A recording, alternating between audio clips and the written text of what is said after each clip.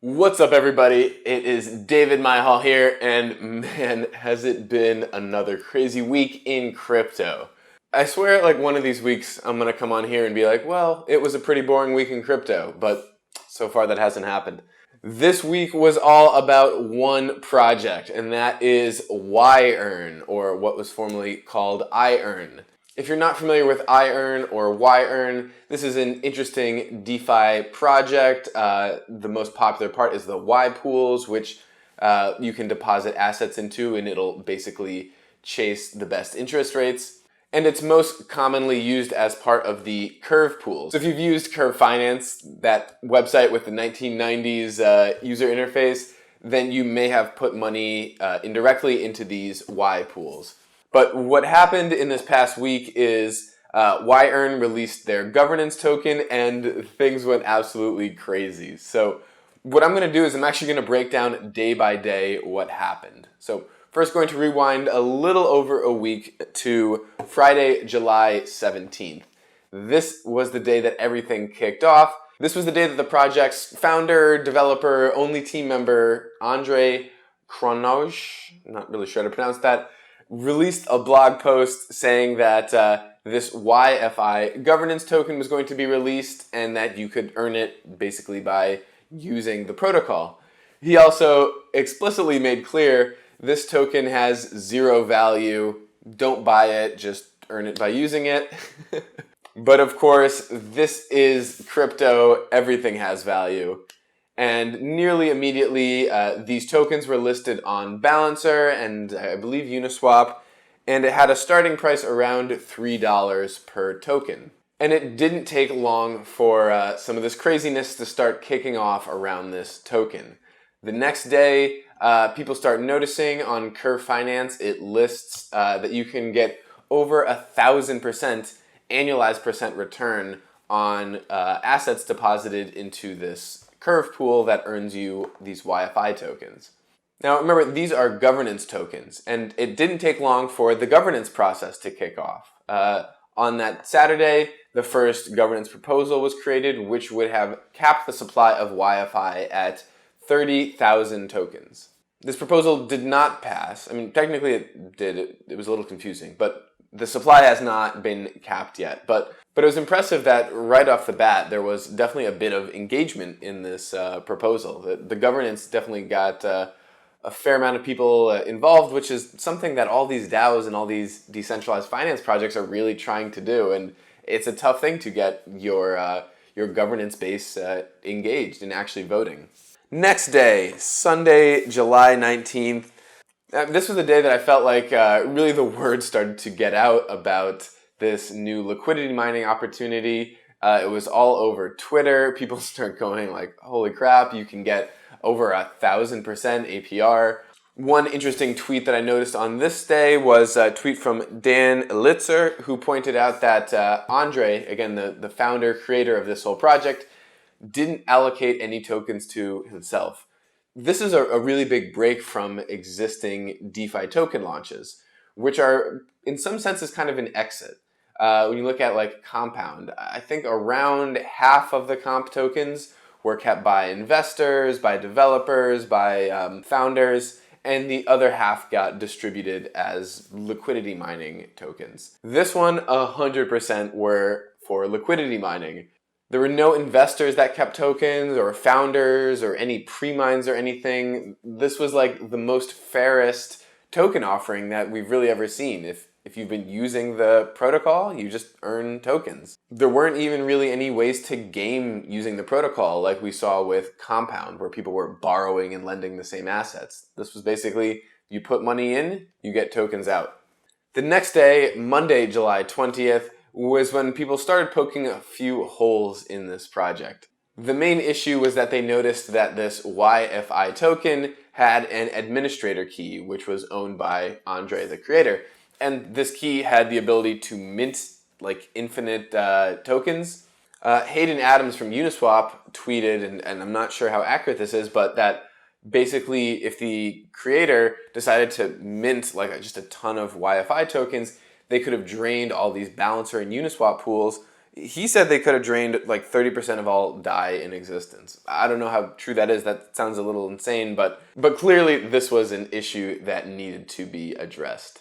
Other things that happened on Monday, the governance forum, the actual website for people to discuss YFI governance was created.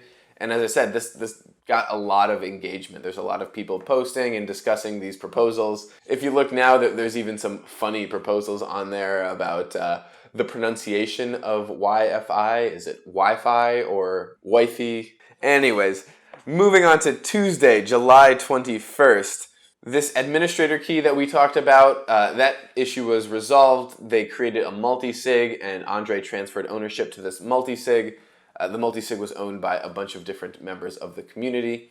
I'm curious, something I looked into but didn't find a lot of information of was why this ownership was transferred to the multi-sig and not just to DAO governance. Maybe it has by this point, but I didn't find much details on that.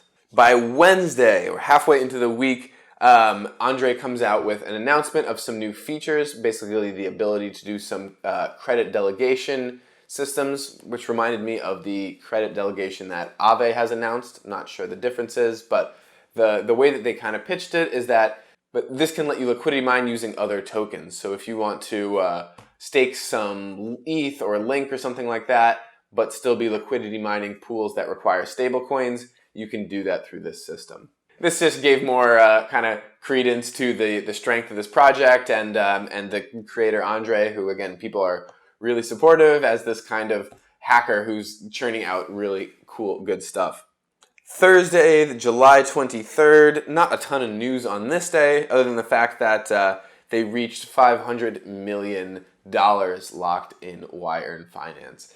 This project was growing exponentially in terms of value locked. Friday, July 24th, this day was when liquidity mining using the Curve pool ended. 10,000 YFI tokens had been allocated to that pool, and that was done. Now, there were 3 different ways you could liquidity mine these tokens. You could use the Curve pool, you could use one of the balancer pools, and I believe you could lock up tokens in the governance system, I believe.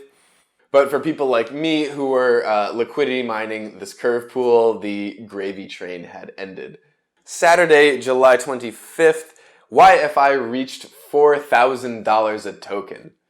Remember, this started at $3 a token. It was kind of hovering around $1,000 for the first few days. Right now it's settled, I think it's a little below 3,000, but yeah, it got all the way up to 4,000. This was incredible growth. This was like over 1,000x growth on this token.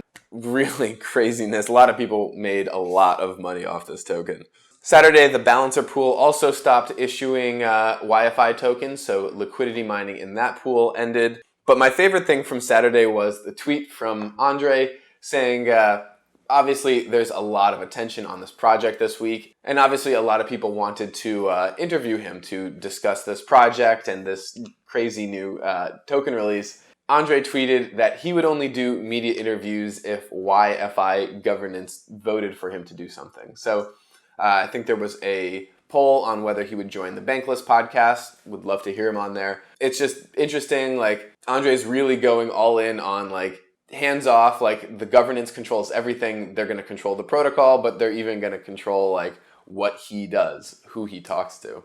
Now, yesterday, July 26th, yEarn v2 was announced. So this is some new protocol upgrades, and this will, I believe, let you use USDC vaults for mining MTA, that's the M-stable token, as well as balancer tokens. As someone put it, this is a protocol for the composability of Ethereum and DeFi. And they're really kind of following forward with that, trying to come up with new interesting ways of combining different DeFi protocols and simplifying the process of yield farming. Now, pretty shortly after this V2 was announced, Sam CZ-Sun, the security researcher, found a exploit in this. So I do believe they've patched this issue, but we have to remember these contracts are not audited. They're kind of being spit out, pretty quickly. And overall, they've been good quality, but you never really know. And so, I guess we're grateful that there's people like Sam who are finding these issues before people lose money. But DeFi is the Wild West of finance, and yEarn is the Wild West of DeFi. So be really careful. If you're putting money in these protocols, like, you gotta know that there's a decent chance that you're gonna lose it all. I've already tried to mentally prepare myself for the money that I've put into these protocols to just get completely drained away. That'll be really painful if it does, but like, I know that could happen, and everyone else should know that as well. The other thing that happened is the exchange FTX listed the YFI token on their exchange. And this brings up kind of an interesting topic. Weeks like this past week, tokens like YFI, these are really going to be the things that pull people away from centralized exchanges to decentralized exchanges. If you're waiting for these tokens to get listed on a centralized exchange, you're going to be missing some good opportunities. You're going to be getting into the exchange late. Centralized exchanges, these really are starting to feel like these kind of rent-seeking monopolies. In 2017 and in the ICO boom, centralized exchanges made a ton of money by charging fees to list tokens on their exchange.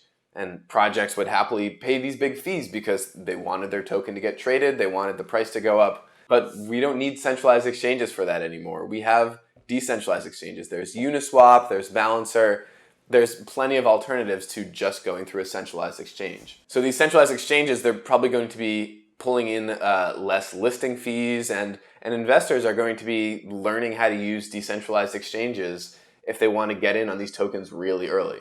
So that is pretty much it for yEarn over this past week. There was definitely a lot of other things that I missed over, either because I was trying to slim this down or because it was just hard to keep up with the fire hose of things that were going on with that. Yeah, yEarn and YFI made up the majority of the big news this past week. The other big milestones, ETH is up again. It has soared over $300 per ETH again, so that's exciting. And along with that, it has brought the total locked value in DeFi above $4 billion.